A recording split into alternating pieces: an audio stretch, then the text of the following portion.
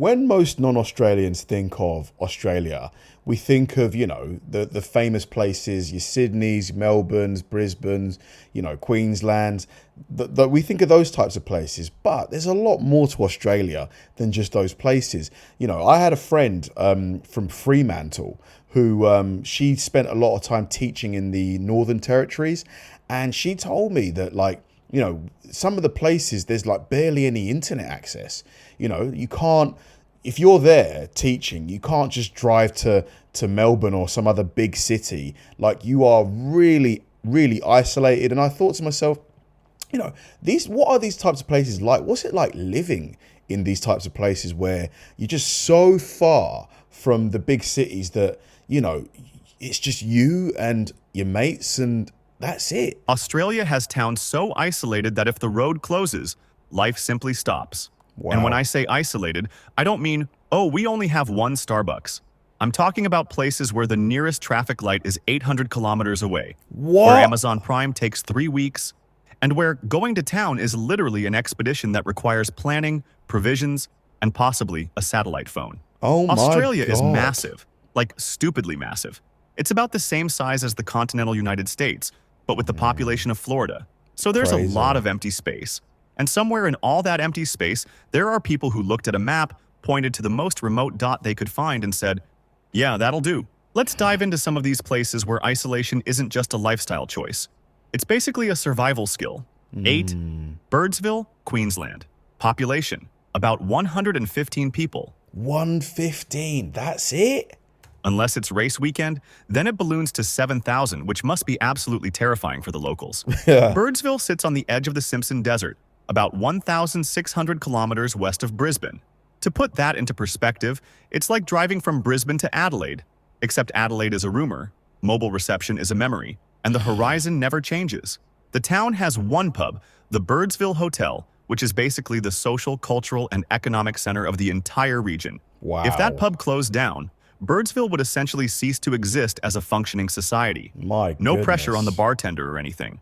The nearest hospital is 387 kilometers away in Windora. What? Hang on a minute. So if somebody's got if they're giving birth, if somebody's in labour that lives in this town, what do? Surely there's got to be a doctor living in the town. Otherwise, how's anybody going to get medical assistance? So if you have a medical emergency, you better hope the Royal Flying Doctor Service is having a good day, or you're going to have a very long, very uncomfortable drive while questioning all your life choices. Because 380 Ks, that's at least a 4-hour, 5-hour drive. At minimum 5 hours. Minimum. But every September, Birdsville hosts horse races that attract thousands of people. Imagine living in a town of 115 people, and one weekend a year, 7,000 people show up. The entire town's population increases by over 6,000%. The porta potty Wild. companies must make their entire annual budget in that one weekend. 7. Coober, Pedy, South Australia. Population, around 1,700 people living underground like hobbits, Underground? but with more opal mining and less second breakfast. Coober, Pedy is famous for two things: producing most of the world's opals, and the fact that about 60% of residents live in underground homes called dugouts. Wow. And honestly, when summer temperatures regularly hit 50 degrees Celsius, living underground starts to sound pretty reasonable. The town is 845 kilometers north of Adelaide, and getting there involves driving through some of the most barren landscape you'll ever see. It's so desolate that they've filmed post-apocalyptic movies there, including Mad Max Beyond Thunderdome, because apparently the location scout said, yeah, this looks sufficiently hopeless. There's an underground Sufficiently hopeless. Serbian Orthodox church, underground hotels, and underground shops. Wow. If you're sensing a theme here, congratulations. You figured out Coober Pedy's entire urban planning strategy. Fun fact, the town's name comes from the Aboriginal phrase Kupa Piti, which means white man's hole. I'm not making that up. The town's official slogan is basically hole where white people dig. You can't buy that kind of branding. 6. Innamincka, South Australia. Population, around 10 to 20 people. Opals. How valuable is an opal? I mean, if they've set up a whole industry around mining it, it must be valuable. Is it as valuable as gold, per gram? or is it more valuable? I've seen them before. They're very beautiful. They've got that bluey kind of color, don't they? Depending on who you ask and whether you count the tourists who got lost. Innamincka is located in the far northeast corner of South Australia, about 1,110 kilometers from Adelaide. It sits on Coober Creek, which sounds lovely until you realize that the creek only flows occasionally, and the rest of the time it's just a dry, dusty reminder of water you once knew. This is the town that's famous for being the location where explorers Burke and Wills died during their ill-fated 1861 expedition across Australia. So that's the energy we're working with here. Come to Innamincka, where famous explorers came to die. The town exists primarily to service the oil and gas industry and occasional adventurous tourists who are driving the Strzelecki track. The nearest hospital? About 402 kilometers away. The nearest major shopping? Adelaide. 1,110 kilometers away. Need a new pair of shoes? Hope you really like online shopping and have patience, because that package is going to take a while. There's one pub. Do they even have post though? Like, can they get stuff delivered? God, I just can't imagine the logistics of a postman driving all the way. But I suppose they must get packages, right? Because how else would they survive, and deliveries and things like that? The Innamincka Hotel, which serves as the town's social hub, restaurant, accommodation, and probably therapy center. Because what else are you going to do out here? The pub has better amenities than some small towns, including fuel pumps. Because in this part of Australia, running out of gas isn't inconvenient. It's potentially life-threatening. 5. Boulia, Queensland.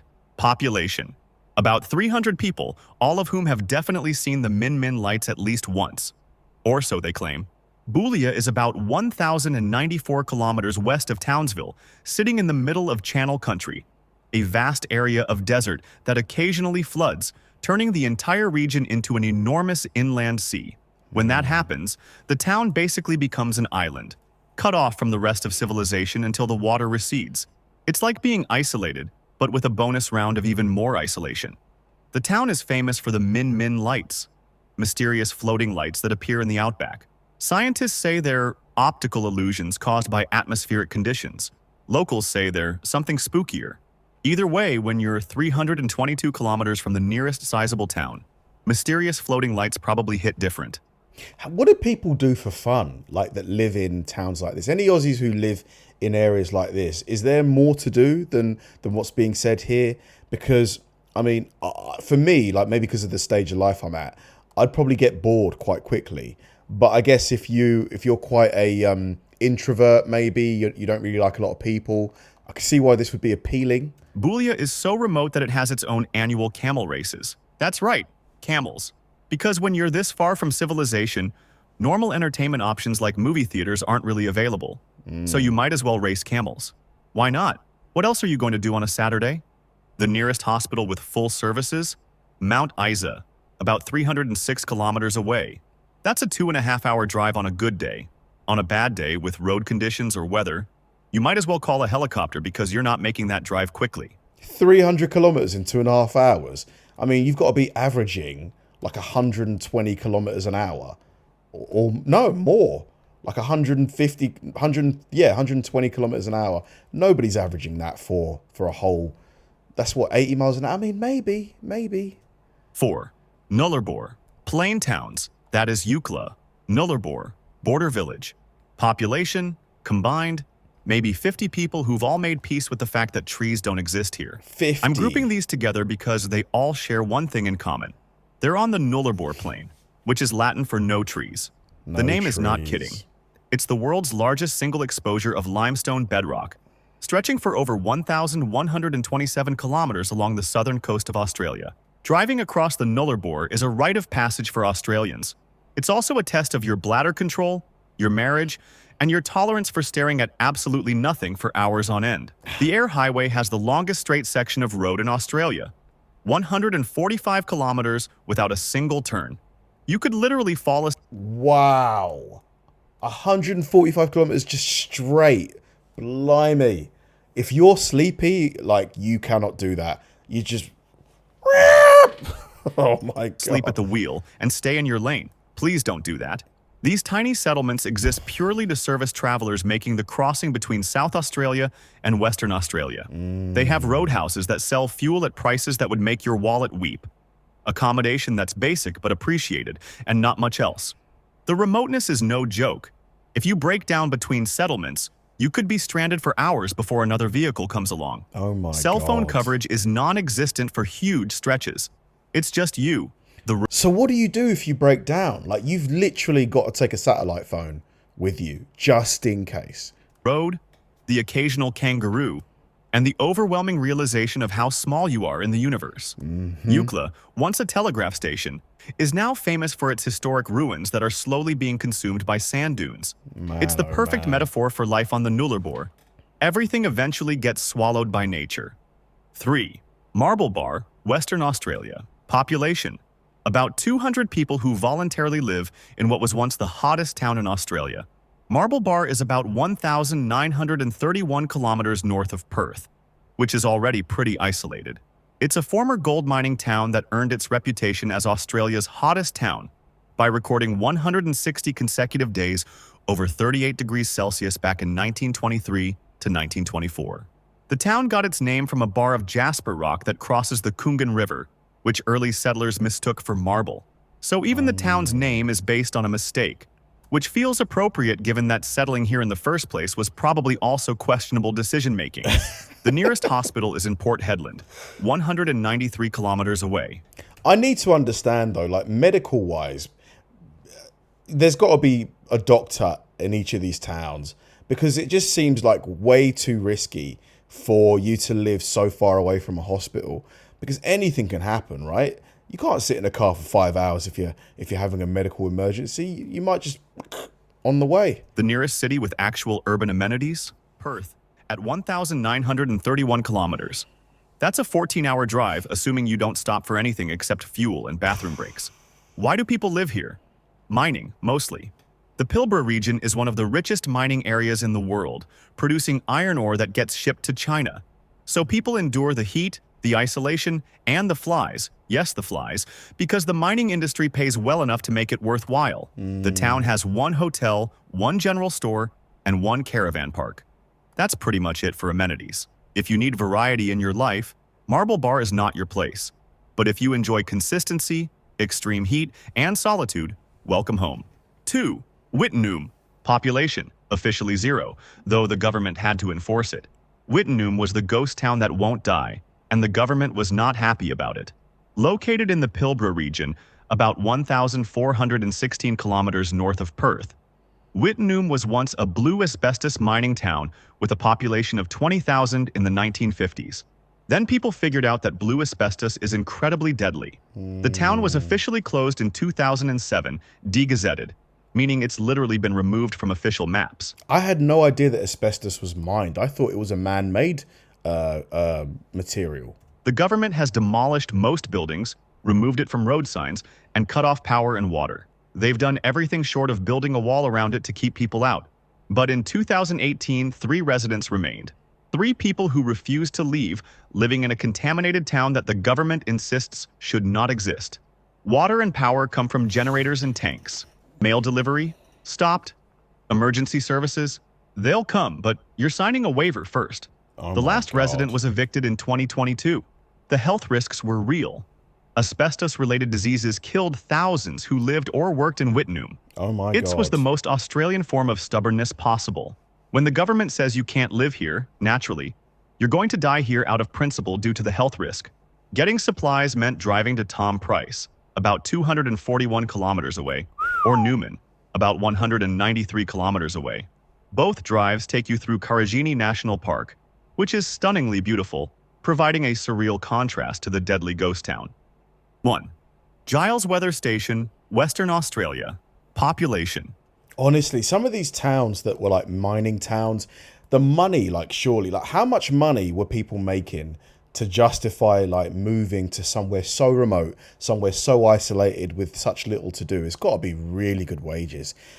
It's got to be at least, I mean, tell me if I'm incorrect, but I mean, I'm thinking for me to move to one of these towns, you got to be paying me like 150,000, 200,000 Australian a year, something like that. About 4 to 10 staff at any given time, all meteorologists who clearly love data more than civilization. Giles is a weather station located in the Great Victoria Desert. about 805 kilometers west of Uluru, and roughly 2,736 kilometers from Perth. It's one of the most remote meteorological stations in Australia, established in 1956, and it's still operating today.